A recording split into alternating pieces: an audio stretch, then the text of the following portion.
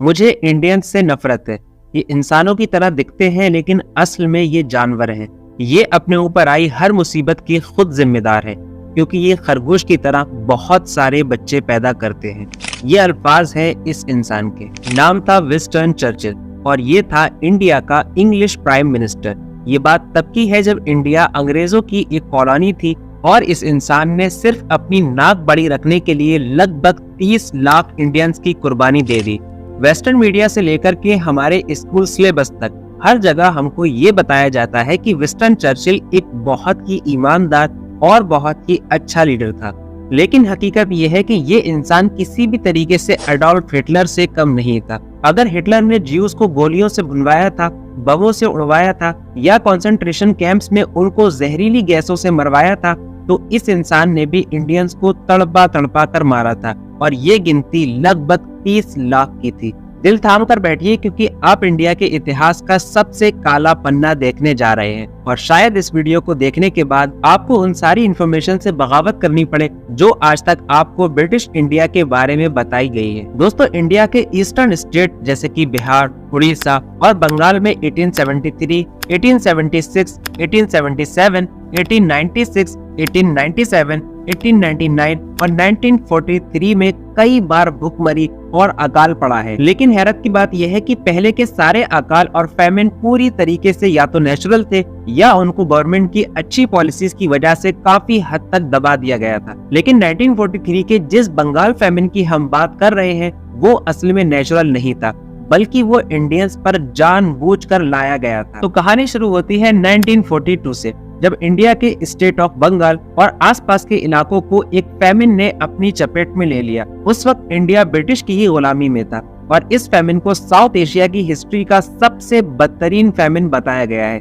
हालत ये बन गई थी कि भूख की वजह से कई लोगों ने अपनी फैमिली और खानदान से ही अपने ताल्लुक तोड़ दिए क्योंकि उनको अपनी फैमिली को खाना खिलाना पड़ता था। बहुत से लोगों ने अपनी कीमती जमीनें और जायदादें सिर्फ और सिर्फ खाना खरीदने के लिए बेच दी। यहाँ तक कि लोगों ने अपने बच्चे भी बेचना शुरू कर दिए ताकि उनको 2 वक्त का खाना मिल सके।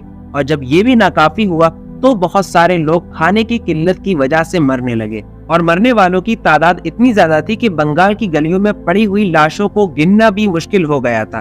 और ये भी गवर्नमेंट का सरदर्द बन गया था कि इन लाशों को दफनाया कैसे जाए और जलाया कैसे जाए। अगर विंस्टन चर्चिल चाहता तो ये फैमिन पूरी तरीके से टल सकता था और लाखों इंडियंस की जान बचाई जा सकती थी, लेकिन उसने सिर्फ और सिर्फ अपने और अंग्रेजों के फायदे के लिए लाखों इंडियंस की बलि चढ़ा दी और उनको इस फैमिन के हवाले कर दिया। इंडिया के इतिहास में इस फैमिन को इंडियन हॉलोकॉस्ट कहा जाता है, लेकिन ना तो उस वक्त की अंग्रेजी गवर्नमेंट और ना ही आज का ब्रिटेन ये मानने को तैयार है कि ये फैमिन अंग्रेजों की पॉलिसीज की वजह से आया था। वो इसको एक नेशनल डिजास्टर कहते हैं और इसीलिए ना तो वो इसकी जिम्मेदारी लेते हैं और ना ही इसके लिए उन्होंने कभी माफी मांगी है।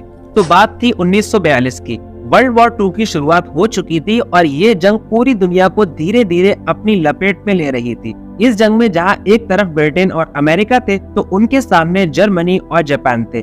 जापान ने इस दौरान बर्मा यानी तिब्बत पर हमला करके उसको अपने कंट्रोल में ले लिया और तिब्बत से जो भी अनाज की चीजें इंडिया आती थी उनके एक्सपोर्ट पर पाबंदी लगा दी। अब इसके बाद ब्रिटिश गवर्नमेंट को ये खतरा महसूस होने लगा कि बर्मा के बाद उनका अगला निशाना इंडिया ही होगा और इस हमले से निपटने के लिए ब्रिटिश गवर्नमेंट ने तैयारियां भी शुरू कर दी। 1942 में बंगाल में जितना चावल उगा था वो हर साल के मुकाबले में सिर्फ 5% कम था और ब्रिटिश गवर्नमेंट को ऐसा लग रहा था कि अगर उन्होंने अभी से अनाज जमा नहीं किया तो जंग के दौरान उनकी आर्मी भूख से ही मर जाएगी। और इसीलिए उन्होंने किसानों से गल्ला छीनना शुरू कर दिया और उसको स्टोर करने लगे ताकि जंग के दौरान उनकी आर्मी की सप्लाईज किसी भी तरीके से इफेक्ट न हो पाए। हालांकि उस वक्त बंगाल के चीफ मिनिस्टर फजलुल हक ने ब्रिटेन गवर्नमेंट को ये बात कही थी कि अनाज की शॉर्टेज पड़ रही है और क्योंकि बर्मा से एक्सपोर्ट भी बंद हो चुका है इसलिए हालात काफी खराब होने वाले हैं। लेकिन चर्चिल को इस बात की बिल्कुल फिक्र नहीं थी। वो किसी भी तरीके से आर्मी की सप्लाई बंद नहीं करना चाहता था,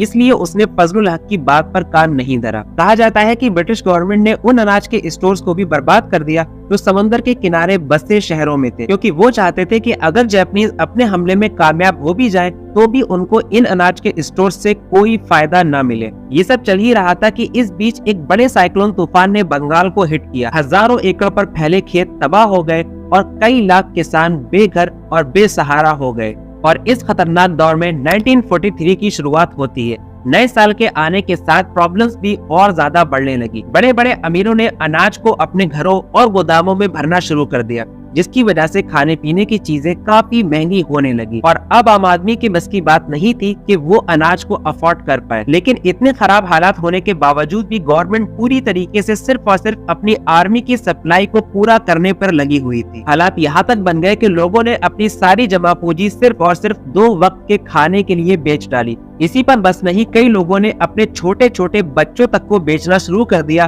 ताकि वो अपने पेट की भूख मिटा पाए। कई सारी औरतें भी जिस्म फरोशी के धंधे में उतर आई। कोलकाता शहर भी भीख मांगने वालों से भर चुका था और जून 1943 तक हालात यहाँ तक बन चुके थे कि कोलकाता की गलियों में जगह जगह भूख से मरे हुए लोगों की लाशें पड़ी दिखाई देने लगी। और अब जो आप सुनने जा रहे हैं वो आपका खून खौलाकर रख देगा। हुआ ये कि इसी दौरान ब्रिटेन में भी अनाज की कमी होने लगी, लेकिन दुनिया को पता था कि इंडिया एक बहुत बुरे दौर से गुजर रहा है और वहाँ लोग खाने पीने की वजह से मर रहे हैं।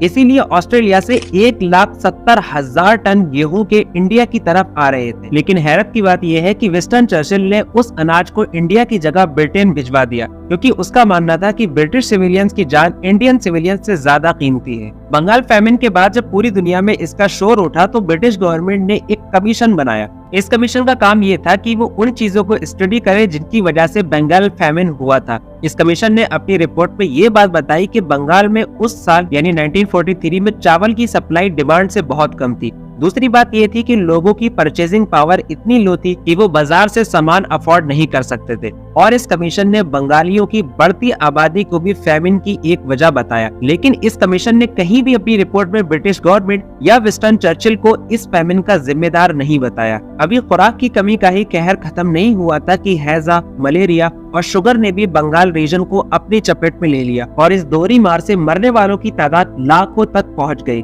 लेकिन इससे भी ज्यादा शर्मनाक बात यह है कि लाखों इंडियंस का कातिल विंस्टन चर्चिल को आज भी वेस्ट में एक अच्छा लीडर माना जाता है। और इन लोगों का कहना यह है कि चर्चिल जैसे ब्रिटिश ने इंडिया में रूल करके इंडियंस को सिविलाइज बनाया है, जबकि हकीकत इससे बिल्कुल उलट है। क्योंकि जब मुगलिया हुकूमत का दौर चल रहा था और औरंगजेब आलमगीर का जमाना था, उस वक्त इंडिया अकेले दुनिया भर की 25% जीडीपी का अकेले मालिक था। क्या आप भी मानते हैं कि बंगाल फैमिन नेशनल डिजास्टर नहीं बल्कि एक सोची समझी साजिश थी जो कि ब्रिटिश गवर्नमेंट के जरिए तैयार की गई थी? हमें कमेंट सेक्शन में जरूर बताएं। चलिए अब इस वीडियो को यहीं खत्म करते हैं, इस उम्मीद के साथ कि वीडियो आपको पसंद आई होगी। वीडियो को पसंद आने पर लाइक, शेयर और KW प्रेजेंट को सब्सक्राइब जरूर करें। मिलते हैं अगली वीडियो में, तब तक के लिए अलविदा।